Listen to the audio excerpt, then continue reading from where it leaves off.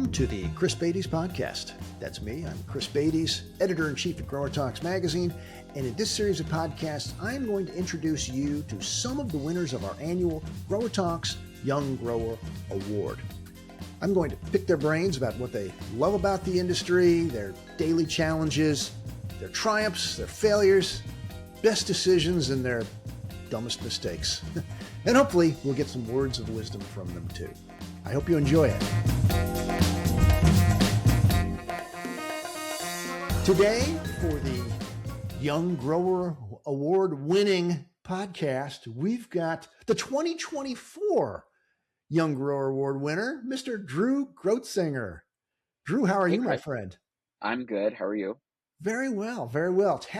It's only been a year since I saw you at the Young Grower dinner, year and a half. Do you recall that fateful moment when your name was called? How could I forget? How could I forget? It was just like the world stopped and everything was right for. All right, now you're just having fun with us. No, but that's a moment I'll probably never forget, Chris, for sure. Well, good. We're happy to hear it. We won't forget it for you either. It's always a fun evening, and of course, everyone always says, the other finalists are all so good. And are you in touch with any of them by any chance? Or there was, for a period of time, we were trying to plan somebody's wedding, one of the other contestants, so that's a part of the industry that I'm quite versed in. So yeah. Yeah, there you go. Well, that's true. You are, as far as I know, the first and only cut flower grower to have won a Young Grower Award. And you're also a business owner, which is a little different. The young grower is supposed to be about the guy on the end of the hose. Mm-hmm. The owners, they've got a whole different category, but you are a grower, right? You haven't delegated that completely to somebody else yet, have you? Nope, not at all. So I would say that I'm a little bit of both. Yeah, for sure. Yeah, you kind of do it all. And you're a florist. And a florist, yep. So I started in the industry as a very young veggie grower, and we can dive into more of this in a little bit greater detail later. But being a small cut grower, we kind of all have to wear many different hats and fill different roles as the need and situation arises. So yes, I can maneuver my way around the industry in many capacities. And the business is called Clara Joyce Flowers. You're in Stockton, Illinois, which is just west of the middle of nowhere. That is true. Yes. Illinois. So, yep, far northwest corner of Illinois. We're about 30 minutes from Wisconsin and an hour from Iowa. So a true right in the middle of a zone 5 growing zone. It's cold here now. We're in the middle of December. We just got through like a 2-week window of very, very cold, frigid temps. So a heat wave today though. You said it was 32 degrees or something like that. Yes. We're embracing this nice warmth that we're getting. I won't mention how things are in Orlando. It only makes people angry at me. So there you go. But somebody's got to do it. So you found yourself in Stockton through your family. Yes. Correct. Yes. So Talk about your family history a little bit. You are a farmer. Yeah, for sure. So I grew up in Stockton. I've never lived necessarily anywhere else. My family has been in our county for a very long time. My mom's side of the family moved here in 1860, and my dad's side moved here in 1870. And that's before Little House on the Prairie, for Pete's sake. Yes, and we've never left. We've always, through every generation, been involved in agriculture in some capacity. The majority of the history is in the dairy industry, dairy and grain. We live in a very hilly and kind of rugged area where one of the very few counties in Illinois that is part of the driftless region, meaning that we weren't hit with glacier drift. And because of that, we've got a lot of hills and valleys and nooks and crannies, which lend a hand to small and specialty producers. So for dairy operations, we have one of the highest counts in the state of Illinois for cow-calf dairy operations and cow-calf beef operations, just because the terrain is suitable for that kind of livestock production. And it also works really well for smaller specialty crop producers like myself. And I started in vegetables as a 4-H project. Yeah, you were a Um, 4-H and an FFA kid. That's yes. super. That's super cool. We didn't know about that in my subdivision in Tequesta, Florida. If it was happening, which it probably was, because I didn't live that far from the Burt Reynolds Ranch, Yeah, well, and there you go. Yeah. so they knew about 4-H and FFA out there, but I Yeah. was surfing and skateboarding, so I'm Well, I'm kind of envious of you in a way. Talk about your early career. yeah, for sure. So, 4-H was an organization that was very and is still very important to my family. It was a way for us as kind of like those ag kids to be involved in something greater than just what was going on the farm. And I was, kind of a shining star in the program, if you could say. My parents moved away from the farms that they grew up on, got married, said that they never wanted to go back to agriculture, but they knew that there was history and really strong values to be learned through the process of taking a seed, planting it, growing it, tending to it, and reaping the benefits of it.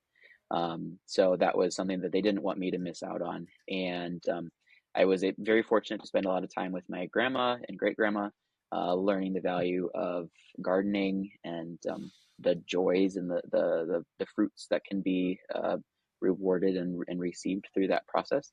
And was able to apply a lot of those principles to 4-H projects, which then, as you aged out of the 4-H program, you grew into the FFA program. And through FFA, you are given opportunities to keep records on projects and then compete with those records. And one of my record areas or record books that I kept was on vegetable production. And then I was able to compete and do very well with that. I won the state level for specialty crop production, and then went to nationals and did very well with it there as well.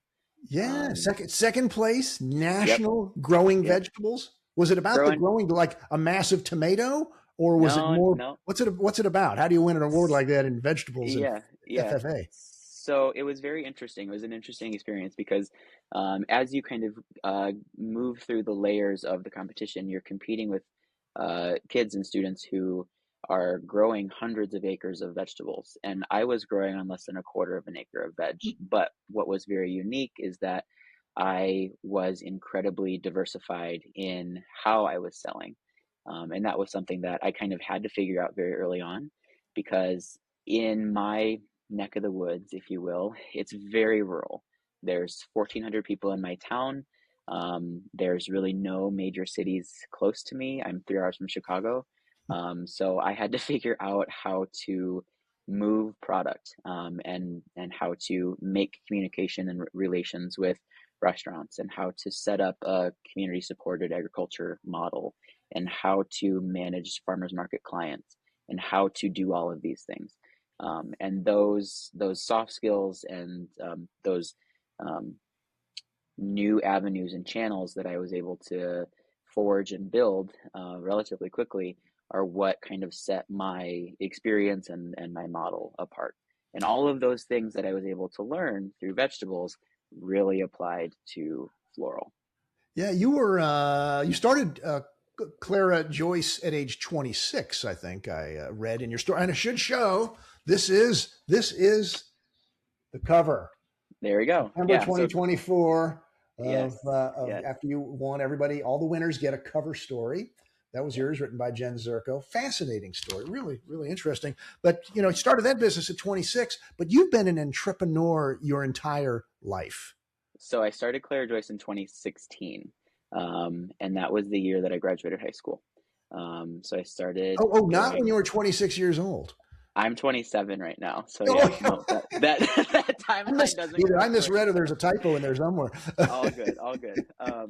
But yeah, no, I had been growing vegetables and started the Groezinger produce farm operation so early on that when I got towards the end of my high school career, I was working in flower shops in the area just as a part-time gig. And I saw that there was a big difference between the types of product that we could buy from the wholesaler as compared to what I knew that I could grow. Hmm. And that was a little corner of the industry that I knew that I could really target and make a good go of. So I had that in the back of my mind. And then I was finishing up my second year of community college and realized that it is going to be incredibly difficult for me to make a good living for myself trying to sell tomatoes when everyone else is trying to sell tomatoes here as well. Because in the Midwest, everybody gardens. So when I had Right. 20,000 pounds of greenhouse tomatoes to move, everybody else had tomatoes to move also. So that didn't quite necessarily mesh well together. Yeah, I was curious how you settled on cut flowers. I Right. mean, you obviously know a little bit about all ag, Sure. Yeah. cows and chickens and everything. So you've seen it all and could really decide which is the best niche for me to be successful in here in Right. Stockton, right? Is that how it Yeah. worked? Yeah, so I had already learned all of the little intricacies that come with like a specialty crop, which with my previous experience was very diversified vegetable production. And so much of the infrastructure was applicable to cut flowers. So I took the experience of working in the flower shops, I took the experience of growing specialty crops, and I combined the two of them and tapped into the luxury market, if you will, because cut Mhm. flowers are still viewed as a luxury, because people are willing to spend $30 to $35 on a farmer's market bouquet, but they're not quite willing to spend that on tomatoes every week. Right. Um, Yeah, it's hard so to grow a there, luxury tomato yes, unless you're yes, Japanese or something, maybe. yes, for sure, for sure. And I just went after it. And then once dahlias were the first main flower crop that I grew. They're beautiful, large, bodacious, heavily petaled. People love dahlias. They demand and command attention, and it was a really great way for me to get my foot in the door, as far as kind of starting to make a name for myself and what I was able to grow. And one thing led to the next, and once I kind of made the decision and the call to really like put some effort and emphasis behind this, like I really wanted to do this for a living, it was pretty easy to see just how quickly things could grow in regards to the production here. I'm very fortunate and lucky to live on a piece of ground where I have access to growth and I have the ability to grow things. So sourcing land wasn't necessarily a hard thing to do. Um, so I was able to take that very small pre-existing veggie operation and blow it up to 20 acres within just a couple seasons. What did your Um, folks say about flower farming? Did they take it seriously? Come on, you could be doing cattle, right, Drew. Come right. on, something. Yeah, they knew that I needed to do something that was different and unique because we weren't living on a pre-existing livestock operation. We weren't living on a grain farm. So they knew that if I was going to be involved in ag in some capacity, it had to be something special and different. And they also knew that it was going to be an uphill battle to do vegetables. So kind of the next best thing that they could see some track record and some history of was cut flowers. I had been selling cut flowers for a few seasons at farmers markets while I was also doing vegetables. And it was a very eye-opening opportunity to see like two buckets worth of bouquets being valued at $200 rather than a whole stack of tomato crates being valued at $100. Yeah. So that was really good, like apples and oranges to compare, and see where the energy should be Or in put. this case, tomatoes and dahlias. Yes, yes, yes, Now, the yes. name Yep, Clara Joyce. yep.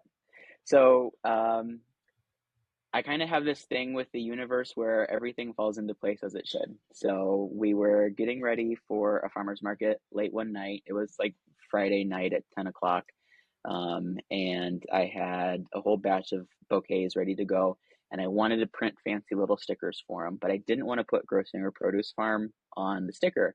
I was like, gosh, this just seems, we can do better. We need something that's like more feminine, a little more ethereal. It's got better bones and legs to run with flowers. So I texted my friend and I said, what's the name of a woman that you never met from your family, but you felt a connection to? And she said Clara. That was her great great grandma. And then she asked the same of me, and I said Joyce, which was my dad's mom. And I was like, perfect. So we put them together, alphabetical order, put the word flowers behind it, and that's where Clara Joyce came from. I was sure it was your own great grandma, but Okay. Kinda. I'm sure she'd probably claim me at this point. yeah. So a little more feminine, a little more romantic than Groezinger, you think? Yes, and I didn't want the potential of the flower venture to be limited by produce. Basically, was what my concern was. And I also wanted to make sure that the name wasn't constrictive. Since Clara Joyce started, several years ago, the business has really grown and changed and has been very diversified, which has kind of been part of the success story with what we do. We really are running a 12-month program, and that was something that was very important to me when I was getting the kind of the framework of the business set up, was that I wanted to be able to be employed and employ people within the horticulture industry for 12 months out of the year, not just a seasonal gig, which was what was available to me when I was thinking about what I wanted to do. Well, let's talk about that, about the farm Sure. itself. You mentioned Yep. 20 acres. How many employees? What are your crops? Yep. Who are your customers? Yep. What do you specialize Yep. in? And how do you do it in Illinois Yep. 12 months a year? Yeah. It's cold up there right now. It is cold. It's damn cold. So we'll just kind of walk through the calendar program. I think that might be the easiest thing to do. Yeah. So when we're in our off season, as we are now, off season, which typically runs November through February, March, we don't stop. We just change the systems of what we're doing. So when we get done with our field crop production season, we start to roll directly into propagation season. So two of the big specialty crops that we grow and propagate are heirloom chrysanthemums and specialty dahlias. All of the mother material that's grown over the summer season for those two crop lines has to get moved into greenhouses so that we can maintain those tubers and mother pots above freezing. So those are all growing and being cared for in greenhouses right now. We also are continuing to roll our wedding season longer and longer. So floral design is not just happening during the summer anymore. It's almost happening 10 to 11 months out of the year, where we're producing wedding florals and delivering those for clients within a 2-hour radius of where we're growing at. And then we also are continuing to grow into the Christmas and holiday evergreen market. Since we're so close to Wisconsin, we've got really great suppliers of high quality evergreens. And we continue to kind of grow off of that season over season. So we're doing porch pots and handmade wreaths, and we just bought a garland machine. And we are doing that both from a retail perspective, but also through fundraisers. Groups and organizations can pre-sell our product, and then we produce it, deliver it, and then they get a cut off of that too. So those are the three things that we're doing primarily over our winter season. Mm-hmm. We get busy with propagation in February, March, and April, which then that takes us into shipping season. So we're growing and shipping specialty mum and dahlia cuttings, rooted cuttings, URCs also across the country to home growers, gardeners, people who are like us, who are doing. So you're a young plant supplier. Sure are. Yep. Yeah. That was a hole in the industry, that there was not a lot of supply of those specialty things available. And I was like, okay, I've spent the money in the greenhouses. I've got the heaters. I've got the lights. I've got all the things. There's no reason why we can't do this. So we did it. And we just continue to, build on the variety collection and make it fun and unique. And we're always adding new things. And that's something that serves us well. That's cool. Have you sent any heirlooms up to Lindsay Dashner yet, our Bloom Beat writer, who I know she's getting into the heirlooms. So I'd hope she was in touch with you about that. Yeah, I know we've sent some stuff up to Lindsay for sure a couple of years ago. But I saw her this summer at the Raker trial. So that was good to check in with Very her. cool. But Very cool. um, Okay. So young plants, yep, and then yep. keep on describing the business. Yeah, sure. So once things get warm enough up here and our ground temp is above 55, then we can usually start field prep. So then that's where we're getting all of our field space tilled, amended, prepped, beds made, and we are rolling into planting season. So we care for about 20 acres of field space. About half of that is annual rotation, where we're making beds and planting a crop every season, and then the other half of that is in perennial and shrub production. So we grow a lot of woody shrubs, hydrangea, nine bark, smoke bush, ilex, select evergreens, viburnums, so that we can make that plant investment once or twice, and then we can maintain and Mhm. harvest that crop for a long period of time. We also grow a lot of peonies. We have about 14 to 15,000 peonies in the ground that we grow. So that bloom window is usually the middle of May through the first week of June. So it's a very busy time harvesting because peonies have a very tight harvest window. And then the other big crop that we do are dahlias. We grow a lot of dahlias every season. Between 20 and 30,000 plants are usually in the ground, dahlias. Ooh, And we grow about 200 varieties of dahlias. wow. The majority of those are grown for the plant material, for the genetics, for mother stock to be then forced as cuttings in the off season for our spring plant sales, our young plant sales. But we also grow a lot of dahlias for cut flowers. We have a whole collection of a subset of the dahlia collection that we grow for wholesale cut production, which kind of leads us into the next part of the business, which is wholesale flowers.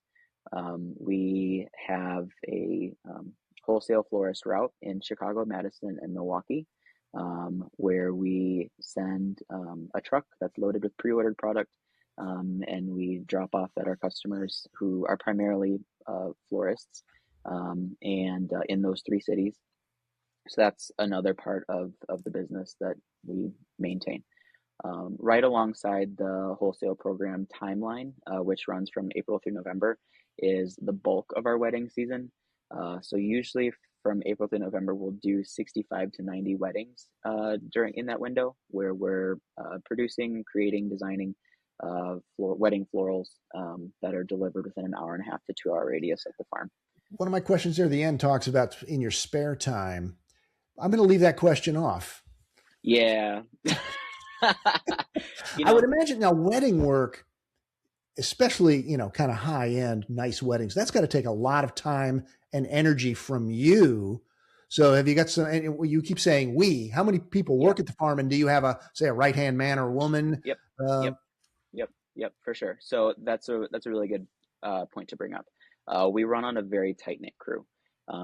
When you look at our crew profile or our employee profile, there's not a lot of people. For the 20 acres of production, there's 3 H2A employees that are managing and taking care of all of that.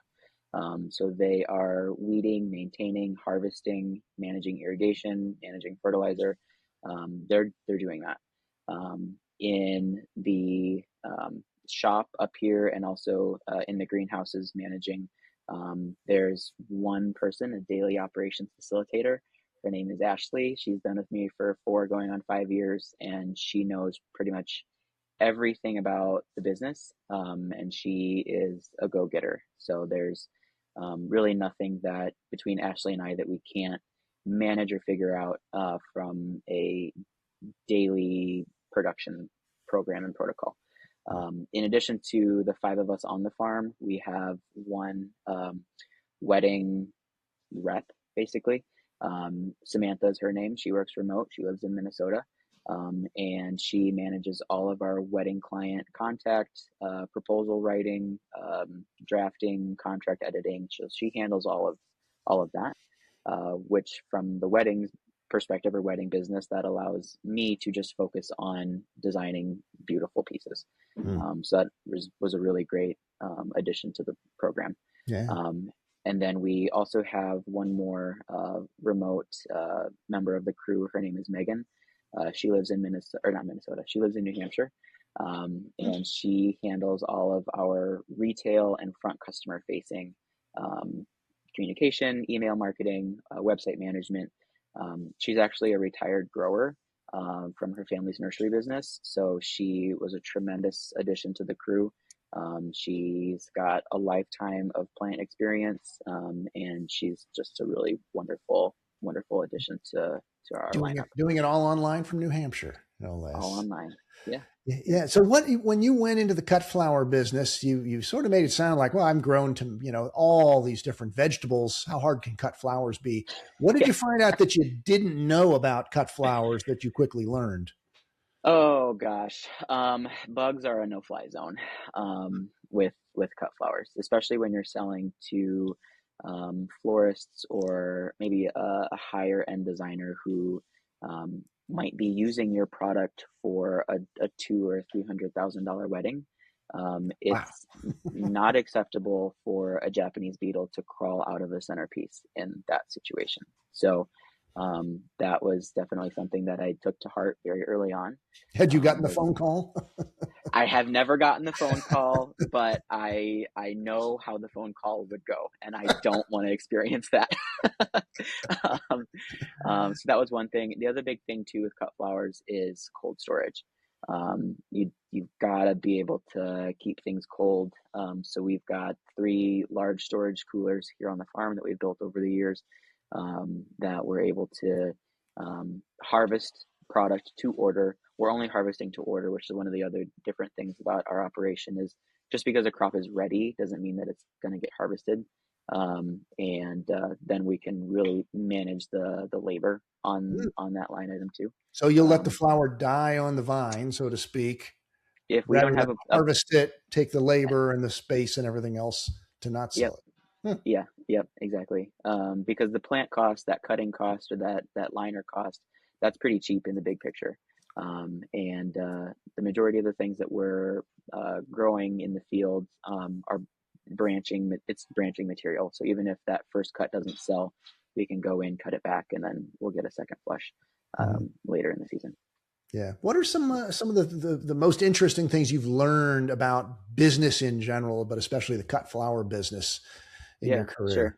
So flowers are dramatic. Cut flowers are very dramatic. They are extremely ephemeral and also very feminine. So they've got a lot of emotion, a lot of energy, and people respond to that. And managing that customer expectation, product limitations, operational limitations, all of those things are soft elements that kind of come with the territory that aren't necessarily just moving a commodity product. So there is a lot of soft skill, a lot of interpersonal little bits and details that come along with growing cut flowers and selling cut flowers in the way that we do. That is not something that I was necessarily expecting, but something that I needed to learn and make sure that we've got the right people on our crew that can maneuver through those situations also. Yeah, you seem to be really business savvy, and maybe that's part of the FFA work that you did, like the business plan kind of thing. But how do you do a business plan for that soft sell of the emotion of flowers? I think you got that, but that is, yeah. So I think one thing that I've learned when it comes to planning flowers is you've just got to be a confident person, and you've got to really understand that like what you are choosing to grow and what you are choosing to sell in our situation is my choice. That is my decision. I'm not bound to a Home Depot contract. I'm not bound to a Costco contract. I get to make the final call on what is being grown, what's being selected, and what's being harvested and sold. And within that, you have a lot of responsibility, but you also have a lot of freedom. And you, by way or through that situation and that responsibility, you get to figure out the narrative that you want your crop to tell. And you also get to set and manage the narrative of what your customers are seeing. Because we're working very closely with the direct public, we also have to be very in tune with what the demands are, what the color trends are, what colors are coming into demand in the wedding industry and event industry. So there are a lot of things that are factors that I take into account when we're making production decisions. And those are things that, since we kind of have that backdoor view of the industry, that's something that I can also relay to our customers also is, we might be growing a crop as a trial this year that will be put into full production in 2 years. And that's a little exciting tidbit that customers like to know. It makes them feel special. Mm-hmm. I've got the name Taylor Swift in my notes. Yeah. Why is that? Why is yes. that? The old T-Swizzle. So Taylor is going to be a hot topic in the cut flower industry over the next 18 months, which is kind of something that I'm excited about. But it catches people off guard when I bring it up. And that is because her engagement photo shoot is already having an impact in what we're seeing for color and trend demand in the wedding industry. So we are now seeing a lot of more emphasis and energy being put on blush and pink, and which was something that we kind of seen going out of our wedding point of view. We were going more into oranges and really intense, rich, saturated colors, but now we're being pulled back into the pinks. And then once we kind of get a glimpse of what her wedding floral palette looks like and the design palette for her wedding, then I'm sure that will also play an impact in the industry again. Well, I think I saw that photo. They were surrounded by flowers, right? What were the flowers? I think Jeff Latham did it and did a beautiful job. It was in the backyard. It was a full rounded top garden arch. There was a couple stone urns in there. So design was exceptional. But there was peonies, there was allium, there was delphinium, a lot of really spring product lines. But it was the colors that I think will translate more in the long run than necessarily the specific types. The specific flower. So speaking of which, what do you think of Pantone's color of the year, Cloud Dancer? Cloud Dancer. Oh dear. Miss Pantone has had the floral industry up in arms over the last week with Miss Cloud Dancer. I don't care. It's fine. It's not necessarily too overly exciting. It's just white. There are a billion different tones and shades of white, but in the reality of the horticulture industry, since you and I kind of are able to see the hort industry from a grower's perspective, there are only so many shades of white that plants can naturally produce. And beyond that is where marketing comes into play. And what name and what label you put behind the shade of white is how it can really thrive or die in the industry. And with Cloud Dancer, we kind of see a little bit more emphasis being put on the cool shade of white, not necessarily the warm shade of white. So we'll see how it does. I don't think it's going to have a long-lasting impact. White weddings are going to be around whether we like them or not. So or in this case, off-white weddings as well. Off-white weddings, whatever. It's all still going to be fine. You have to be really attuned to the trends, fashion trends on the cut flower side. Do you think that's applicable over in the perennial and the bedding plant and the potted plant world, sort of more general horticulture? Could we learn from what you're doing and maybe get higher prices because of it? Well, I don't know. You're fighting an uphill battle on the pricing situation there. I think that from a color and a trend perspective, there's definitely marks being missed in the bedding industry. And I think part of the crutch with that is and I might not make any friends with this statement, but the box stores, I think might be a little bit of a hindrance with the color and breeding side of the bedding industry. There's so much more potential for muted, soft tones, soft ranges that aren't necessarily being given the time of day, because it's not something bright and flashy that's going to pull someone into a Home Depot display. And that's where there is a lot of demand that we see in the plants that we sell. Maybe not necessarily the cut flowers for everybody, but the plants that we're selling, the majority of them are in that soft peach range, in the mauve range, in the blush range, in the dirty brick range. Anything raspberry does quite well. If we looked at the plant lines that the plant product lines that we're selling, yellow, orange, and red and purple are the least profitable because they're quite frankly not exciting. And they've been around forever, and it's not anything new. We are seeing a lot of demand for those blending tones that can really elevate a product and a design.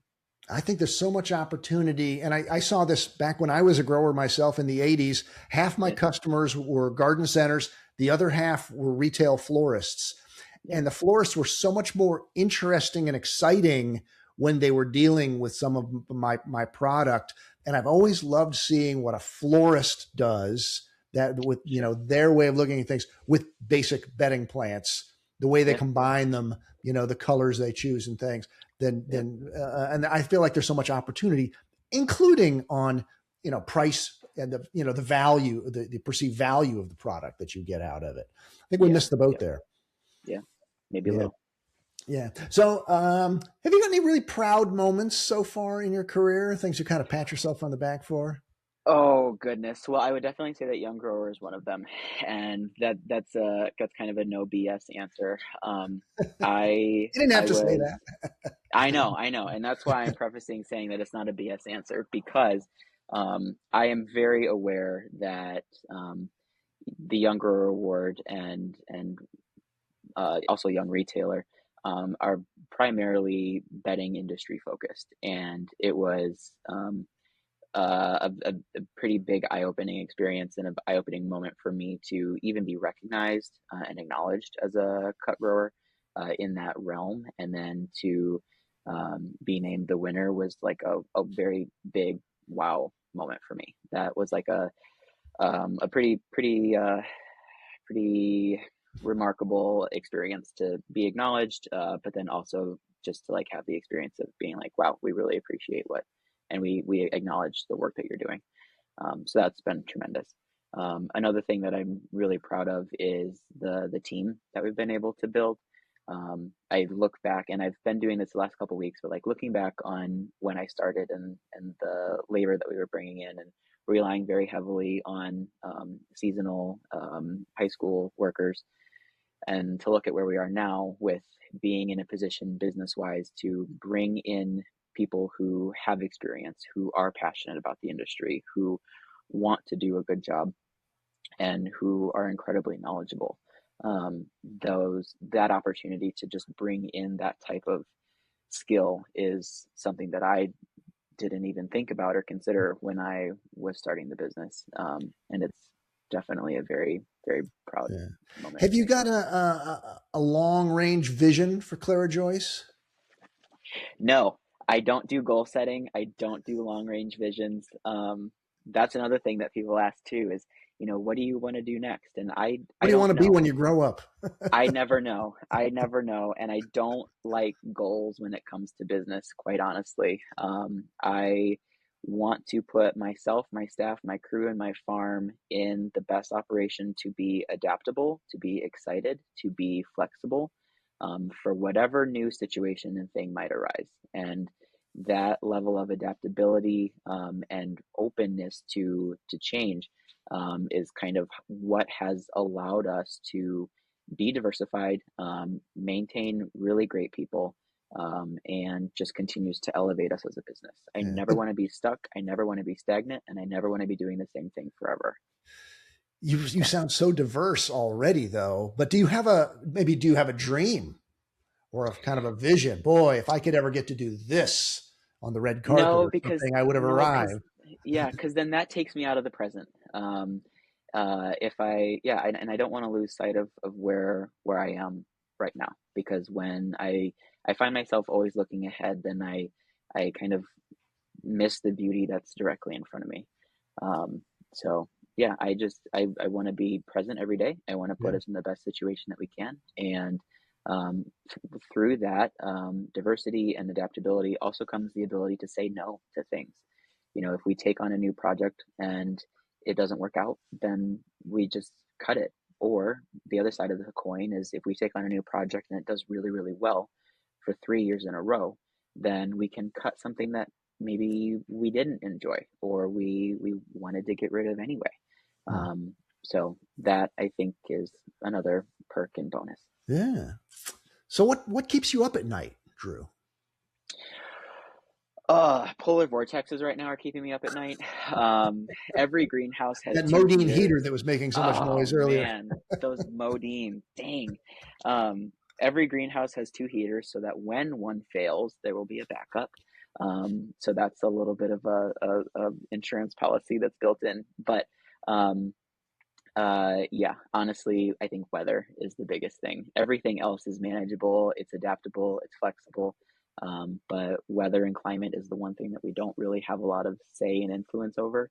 So when we've got really big, high pressure, high moment, high energy product launches or events that we are putting on and producing, weather is always something that kind of is nagging in the back of my brain. Oh, and if there's a big wedding coming up. Oh, I know. Yeah. Because one big hailstorm. And you need those flowers. That 10 acres of dahlias would be gone pretty quick, for sure. For sure. Back to Little House when the hailstorm took out the wheat. Yes. Oh, it's awful. Yes. Yeah. How about a couple more questions, and we'll wrap up. Yeah. Advice to the next young grower award winner out there who wants a good career in horticulture. What would you say to them? You've got to be confident in who you are as a person. You've got to be, able and willing to handle someone telling you no. You might not like it. It might take you a while to process some of that rejection that you might feel. But the really wonderful thing about horticulture is that it's not just bedding plants. It's not just poinsettias. It's not just cut flowers. It's not just X, Y, and Z. There are so many facets to the hort industry, and so many homes in the horticulture industry that we need people to live in and to get comfortable in. So just because you might be starting at a garden center and in charge of a product line now doesn't mean that that's where you need to be for the rest of your career. So stay hungry, stay excited, stay positive, and always be, investing in yourself and just building up the confidence level that you've got within. Because at the end of the day, you have to be able to go to sleep and be able to wake up with who you are. And the people around you might change, and that's okay. But you're the only one that's left. So yeah. What do you like? What do you? I assume you're glad you chose the specialty crop in the cut flower world. But what is it you like best about the horticulture industry? The thing that I like best is that I'll kind of take it on like a micro scale first with just our operation. But there are no 2 days that are the same. One day you might be managing or working through a crop situation. The next day we're working with a client situation. The next day we're working with operations. So there's always something to keep you excited and engaged in what is going on here. But if you start to take a little bit of a larger broad spectrum view on that, there's so much potential with the plants. So much potential with genetically that can be pushed and expanded on. So if you're finding yourself in that realm, talking to a breeder or talking to a large propagator, since we're working very retail forward and customer forward, we have a lot of experience, yes, but also perspective that a breeder might not. So being able to share that information is just making the industry better in the long run. Yeah. Well, I said I was going to ask this question. If you had some spare time, what would you do in it, Drew? So Honestly, it would probably be something with plants. I haven't gotten this question for a couple years, but there is a lot of truth to, um, I really love what I do, and my years have progressively gotten more enjoyable as our business has changed. And I really do love it. So even if I did have, spare time, I'm going to be, continuing to make site visits with different growers, and I'm going to continue to be, going out and finding these new little things because I just enjoy it. So Yeah. it might Yeah. not be the glamorous answer that people are looking for, but No, my wife and I take vacations and we go to garden centers, yes, yes, all you around get the it. world. So, You get it. You get it. You get it for sure. well, Drew, I know exactly why the judges were enamored with you. You're smart, you're savvy, you're passionate. Yep. Doesn't matter what crop you grow. Not really. We're all farmers. It's We true. don't have It to is very milk the true. cows, but we've got our own challenges, and you've met them very well. So we're proud to have you as the 2024 Young Grower Award winner. We think you go on to bigger things at Clara Joyce, and we also the main thing I can ask of you is inspire the next generation, which I'm sure you do. Give those tours, speak to those classes, because we need more Drew Grozingers out there in the world keeping things going. So thanks for being one of us. Absolutely. Thank you, Chris. I appreciate it. All right. And I hope you enjoyed this conversation. Thanks for tuning in, and stick around for some more of the Chris Beytes Podcast, this time with our Young Grower Award winners. See ya.